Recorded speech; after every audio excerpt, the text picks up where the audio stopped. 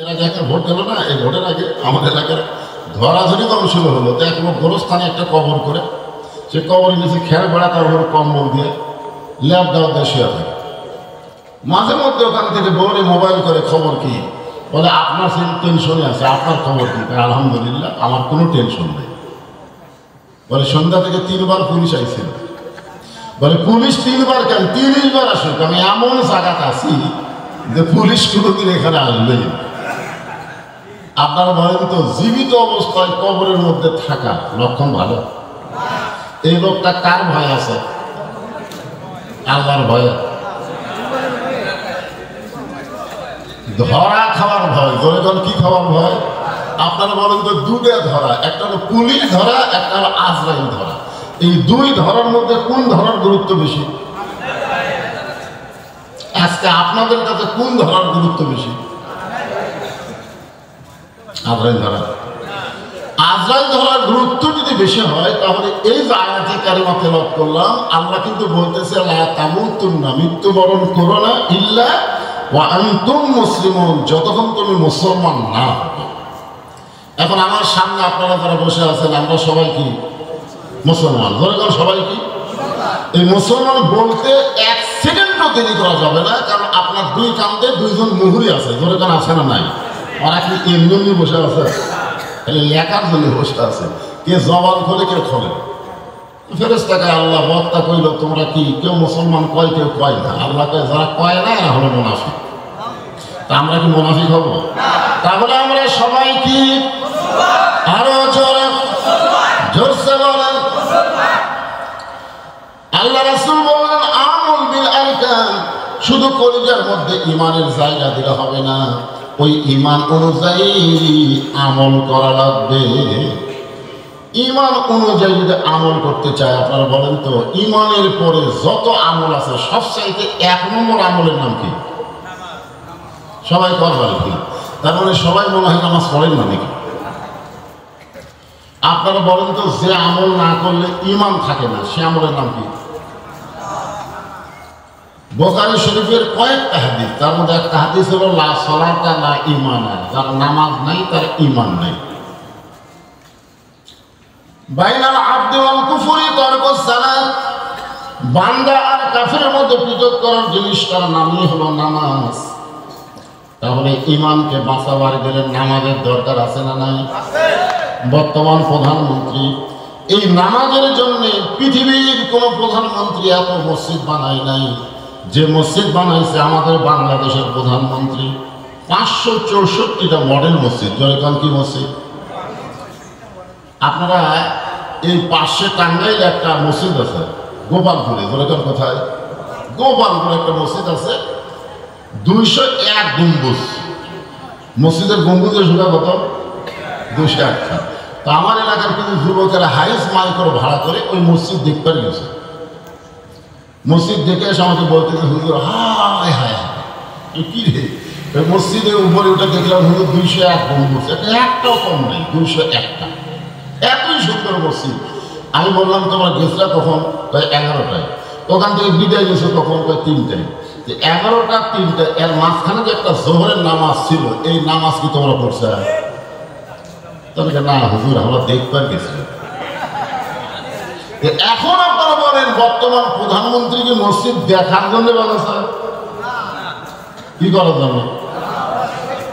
মসজিদ যদি নামাজের জন্য হয়, তাহলে প্রধানমন্ত্রী শুধু মসজিদ বানালে হবে না, মসজিদ বানানোর সঙ্গে সঙ্গে নামাজ কায়েমের আইন পাস করা লাগবে। ধরে কোন ঠিক কিনা? আপনারা বলেন তো, সবচাইতে বড় জালেম কে? সবচাইতে বড় জালেম হলো মসজিদে আযান দিল, মুসলমান দাবি করার পরে নামাজ পড়ল না। তার চাইতে বড় জালেম এই পৃথিবীতে আর কি হলো? মুসলমান দাবি করে কিন্তু নামাজ পড়ে। এরকম আছে না নাই? ধরে গেলে আছে না নাই? তা আপনাদের বুড়ির বাড়ির খবর কি?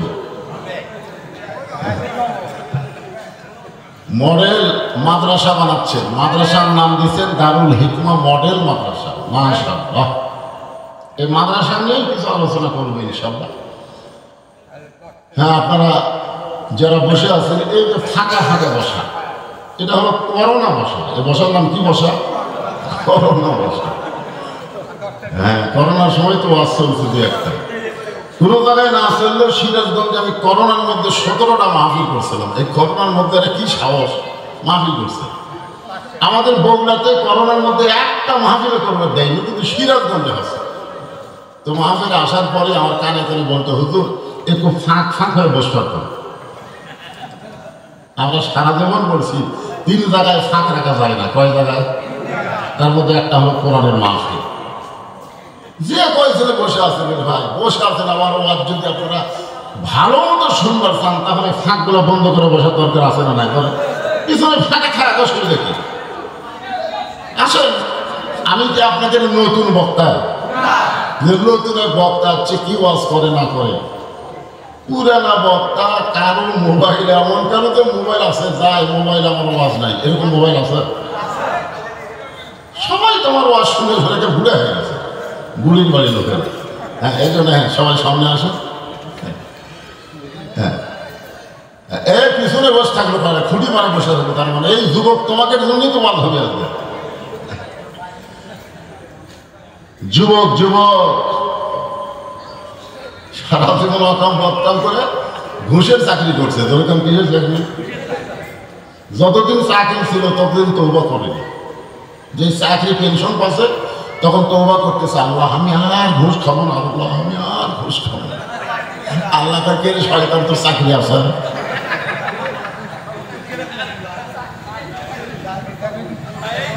বুড়া মানুষ দাদা দাদা বলতেছে আমি আর চুরি করবো না, আল্লাহ আমি আর চুরি করবো না, আল্লাহকে কি পারবো। যখন হয়েছে আমরা ঢিল আল্লাহর সাথে দেয়নি, ইয়ার কি আল্লাহ পছন্দ করে না। এই জন্য হাসরের ময়দানে শৈশবকাল বুড়াকালের কোন হিসাব আল্লাহ চাবে না, শুধু যৌবনকালের হিসাব দিয়া জান্নাতে যাওয়া লাগবে। ধরে কোন ঠিক কিনা? এই জন্য যুবক তোমাদের জন্যই তো আস, ফাঁকে না থেকে মাহফিলের মধ্যে এসে বসে হবে। আজকের বিষয়টা হলো লা তামুতুন্না ইল্লা ওয়া আনতুম মুসলিমুন। আমরা মুসলমান না হয়ে কেউ মরব? ধরে বলেন মরব? মুসলমান হয়ে মরতে গেলে আমাদের করণীয় কি?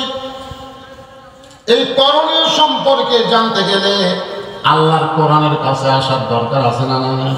দরকার আছে না নাই? আল্লাহর কোরআনের কাছে আসলে আল্লাহ পাক আপনাদেরকে বলে দিবেন যালিকাল কিতাবু লা রাইবা ফিহি হুদাল লিল মুত্তাকিন। আসলে এই কথা বলার পিছনে কারণ আসছে।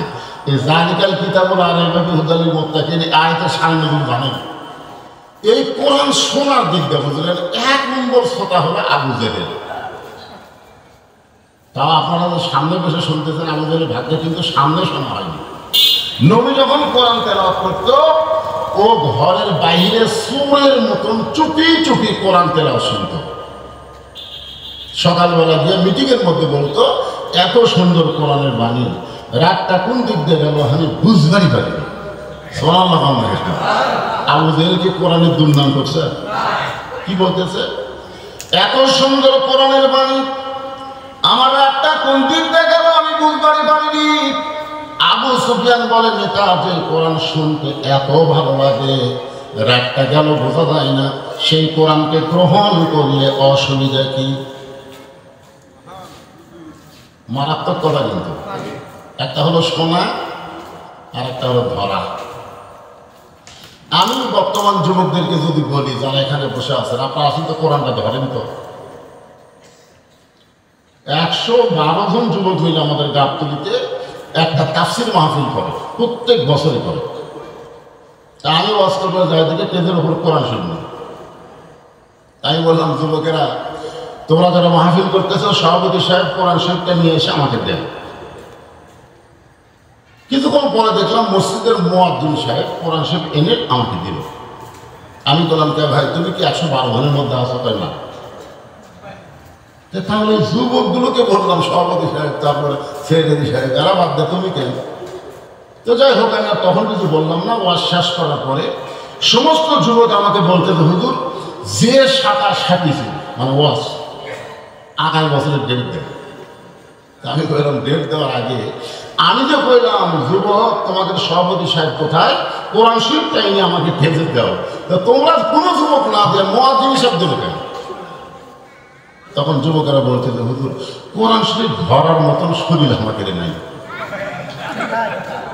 কোরআন শরীফ যে হাত দিয়ে ধরবে এ ধরারই শরীর নাই। আপনার কি মনে করতেছেন আবু জেহেল কোরআন শুধু শুনেছে, কিন্তু কোরআন শোনার জন্য আল্লাহ দুনিয়াতে পাঠাই নাই। স্বামী না তাআলা শুনতে হবে কোরআনকে ধরার জন্য। ধরে কোন কথা ঠিক কিনা? আর এই কোরআনকে ধরবার গেলে আল্লাহ বলেছেন লা ইয়ামাসসুহু ইল্লাল মুতাহহারুন, ততক্ষণ পর্যন্ত তুমি কোরআন স্পর্শ করতে পারবে না যতক্ষণ পর্যন্ত তুমি পবিত্র না হবা। যেই কোরআন মানুষকে পবিত্র বানায় দেয় সেই কোরআন সবাইকে হেদায়েত দেয় না, কেবলমাত্র মুত্তাকি যারা তাদেরকে আল্লাহর কোরআন হেদায়েত দেয়। এই জন্য বললেন হুদাল্লিল মুত্তাকি। এখন আমাদের বাংলাদেশের মুসলমান একটু মনোযোগ দিয়ে শোনেন। আবু সুফিয়ান বলে নেতা যে কোরআন শুনতে এত ভালো লাগে সেই কোরআন গ্রহণ করলে অসুবিধা কি? আবু জেহেল বলতেছে রে আবু সুফিয়ান তুই এমন কথা কইলি এটা জোরে বলা যাবে না, হক কথা জোরে বলা যাবে। তুই ওর কাছে আন, যে কাছে কাছে তোর কানে কানে বলতেছে কোরআন শরীফ যদি ধরি তাহলে তোর আমার নেতৃত্ব চলবি না। এই কোরআন শরীফ যদি আমরা ধরি তাহলে আমরা নেতা থাকবো না রে, নেতা হবে আব্দুল্লাহ ইতিম পোলা। তুই কি চাস আমরা থাকতে আব্দুল্লাহ ইতিম পোলা নেতা হবে? তা আসলে আল্লাহর কোরআনকে গ্রহণ করলে ভুয়া নেতাদের জায়গা বাংলার জমিনে থাকবে না। ধরে বলেন কথা ঠিক কিনা? কথা আপনারা খালি শুনলে হবে না তো, এ কোরআন বাস্তবে গ্রহণ করা লাগবে। কোরআনকে যদি গ্রহণ করি তাহলে আল্লাহ বললেন মুসলমান হয়ে যদি মরতে পারেন, মুসলমান হয়ে মরতে গেলে আমাদের করণীয় কি সেই বিষয়কে নিয়ে আপনাদের সামনে বলবো। কারণ অল্প সময়ের মধ্যে খুব দামি গল্প করা লাগবে। আপনারা মনে করেন না আমার দেরি করে তুলে দিয়েছে আমি রাত 3টে পর্যন্ত ওয়াজ করবো, সে বক্তার নেই। হ্যাঁ এমনি মন খারাপ, আপনাদেরও খারাপ, সাবেক সিয়ারগুলোরও খারাপ, প্রধান অতিথিরও খারাপ। প্রধান অতিথি একটা মাহফিল আসবে, হাজার হাজার জনগণ হবে যদি বদল হিতাইছে। আমার 39 বছর ওয়াজের বয়সে আজকে সবচাইতে বক্তব্য কিসের সেতন লাগে কত টাকা মামলা করবি। আমি ঈদের দিন থেকে আজ পর্যন্ত এই বছর আল্লাহ এমন একটা সুযোগ দিল, বৃষ্টি নাই, ঝড় নাই, কিছু নাই, খালি ওয়াজ আর ওয়াজ। প্রত্যেক ওয়াজে আমরা বৃষ্টি মিলে দোয়া করতেছি, বৃষ্টি হয় না। আজকে কিন্তু বগুড়াতে বৃষ্টি হয়েছে। হ্যাঁ তো আমি অবশ্য মোবাইল করছিলাম, কি খবর? না হতো আমাদের ফকফকা।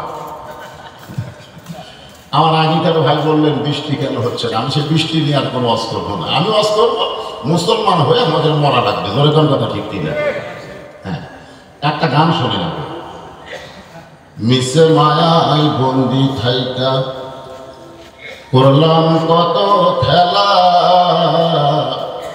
পশ্চিমে তাকিয়ে দেখো তোমার ডুইবা গেছে বেলা, এক পলকে নাই ভরসা মিশে সকল আশা, তখন বুঝি দারুণ ঝড়ে ভাঙবে তোমার বাসা। ঘাড় কাজ করে দেখতেছে, কি দেখতেছিল তাই?